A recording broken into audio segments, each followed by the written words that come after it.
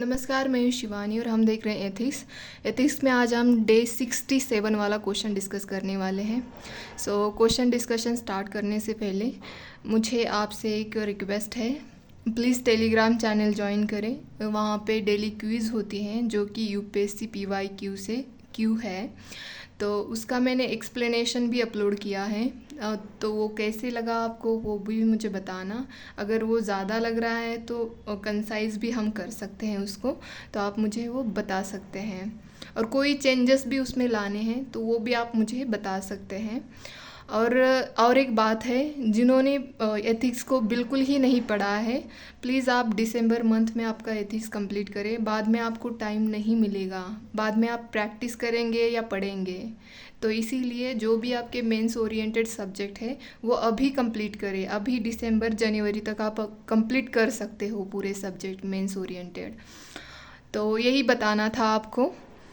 और चलो, अभी से हम थोड़ा थोड़ा मतलब छोटे छोटे स्टेप ले सकते हैं ना प्रीलिम्स की तरफ। तो मैंने इसीलिए ये PYQ की क्विज स्टार्ट की है। तो चलो देखते हैं क्वेश्चन क्या है। क्वेश्चन ये है, a mere compliance with law is not enough, the public servant also have to have a well developed sensibility to ethical issues for effective discharge of duties. Do you agree? Explain with the help of two examples where first is, an act is ethically right but not legally, and second, an act is legally right but not ethically. तो इसको हमें यहाँ पे explain करना है। तो मैंने introduction start किया है यहाँ पे। जो क्वेश्चन में फर्स्ट लाइन दी है वही मैंने इंट्रोडक्शन में यहाँ पे फर्स्ट लाइन लिखी है। A mere compliance with law is not enough for a public servant to effectively discharge their duties. Empathy, responsiveness, compassion, selflessness, etc. help in effective discharge of duties. So a public servant should not only comply with laws, also have a well developed sensibility to ethical issues. मतलब जैसे कि यहाँ पे बोला गया है, first इसमें बोला कि जो एथिकली राइट हो सकता है वो लीगली राइट नहीं हो सकता। और सेकंड इसमें बोला कि जो लीगली राइट हो सकता है वो एथिकली नहीं हो सकता। और हम इसके बहुत सारे एग्जांपल देखते हैं लाइफ में, जो कि पीपल बहुत ही मतलब कंफ्यूजिंग होता है कि एथिकली भी रहना और लीगली भी रहना। समटाइम्स कन्फ्लिक्ट भी आ जाता है कि पॉसिबल नहीं होता है कि लीगली भी रहना और इथिकली भी रहना। तो यही क्वेश्चन में पूछा गया और उसके एग्जाम्पल हमें देने हैं। तो मैंने यहाँ पे ये इंट्रोडक्शन लिखा, हालांकि आप इसको कंसाइज भी कर सकते हो। तो मैंने फर्स्ट जो क्वेश्चन में पूछा गया है वही यहाँ पे सब हेडिंग दी है कि an act is ethically right but not legally. तो मैंने जो क्वेश्चन में दे रखा है वही सब हेडिंग दी है यहाँ पे। तो एग्जाम्पल देखने हैं हमें इसके। It is not necessary that something legally is obviously moral. ये सही बात है कि मतलब ये ज़रूरी नहीं है कि जो लीगल है वो मॉरल हो ही, ऐसा नहीं होता है, हमने भी देखा है कभी। और वो हम आगे एग्जाम्पल के साथ देखेंगे। तो वो क्या आपको ये दिख रहा हो अच्छे से? हाँ, तो अब चलो देखते हैं कि legal means allowed by state. मतलब स्टेट मतलब यहाँ पे कंट्री है।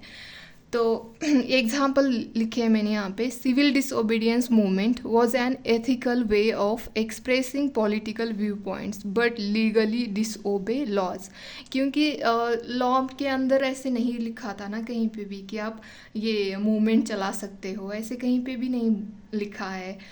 बट ये एथिकली सही था कि हमारा भी हमें व्यू पॉइंट प्रेजेंट करने का राइट है। तो ये एथिकली राइट थी ये मूवमेंट, बट लीगली नहीं थी।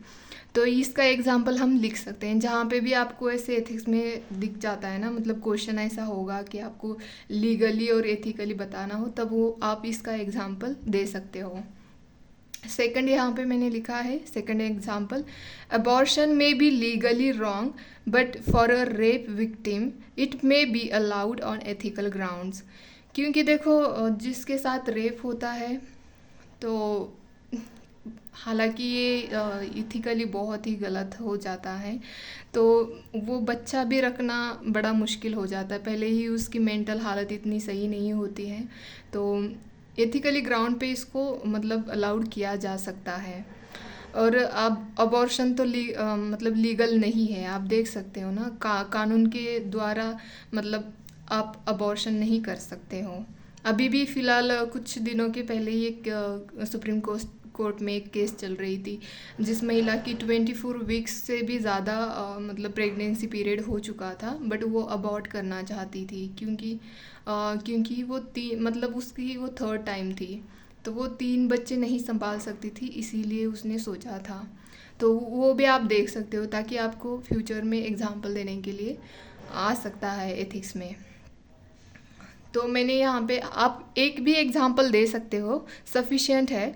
बट मैंने यहाँ पे मतलब और भी यहाँ पे लिख सकते हो आप, जैसे कि विसल ब्लोअर जो होते हैं, विसल ब्लोइंग करना मतलब देखो ये लीगली तो नहीं है, लीगली राइट नहीं है बिल्कुल भी, बट एथिकली सही है, क्योंकि आपको लग रहा है कि जो गवर्नमेंट में हो रहे हैं, करप्शन हो रहा हो या कुछ भी, तो उसको सामने लाना ज़रूरी है।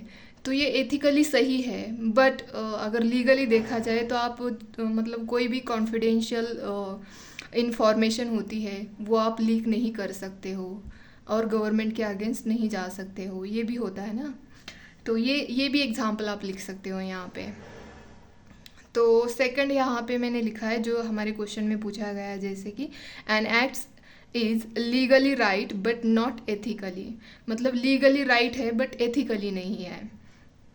तो यहाँ पे मैंने एग्जांपल लिखा है, slave trade was legal in America earlier but it is an unethical act, मतलब ये स्लेव ट्रेड जो था वो लीगल था अमेरिका में, बट ये अनएथिकल एक्ट था।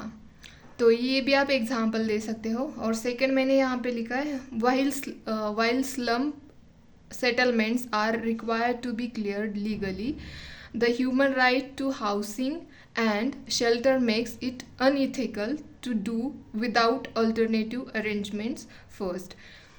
हमने कई बार ऐसे सुना होता है कि रेल पटरी के आसपास लोगों ने अपने घर बनाने शुरू कर दिए, आराम से रह रहे हैं, तो वो एक इलीगल सेटलमेंट होती है और उसको गवर्नमेंट लीगल तरीके से हटाती है, ये भी हमने देखा है। बट वो लीगल तरीका तो सही है कि आप लीगली उनको हटा रहे हो, बट उनको पहले आप कहीं रीसेटल तो कर लो अच्छे से, प्रॉपरली उनको सारी बेसिक सुविधाएं होनी चाहिए जहाँ पे भी आप उनको रीसेटल कर रहे हो।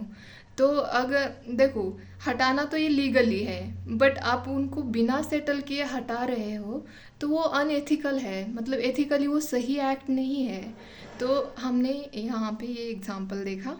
तो लास्ट में मैंने कंक्लूड किया है, आप हालांकि एक ही एग्जांपल दे सकते हो, मैंने वैसे ऊपर भी आपसे यही कहा था, बट मैंने यहाँ पे मतलब अंडरस्टैंडिंग के लिए दो दो एग्जांपल लिखे हैं, और आप और भी बहुत सारे एग्जांपल हैं उनको भी लिख सकते हो। वैसे भी क्वेश्चन मतलब जब रियल एग्ज़ाम में इतना हमारे पास टाइम नहीं होता है, तो एक भी हमें याद आए ना वो भी सफिशिएंट है। तो लास्ट में मैंने यहाँ पे कंक्लूड किया है, the above example illustrate the importance of balancing legal compliance with ethical consideration, मतलब ये दोनों भी बैलेंस करके चलना बहुत ही इम्पॉर्टेंट होता है, एथिकली भी और लीगली भी। तो यही लास्ट में मैंने कंक्लूड किया है। होप कि आपको ये डिस्कशन अच्छा लगे, अगर अच्छा लगता है तो प्लीज़ लाइक शेयर सब्सक्राइब करें और पढ़ते रहिए। धन्यवाद।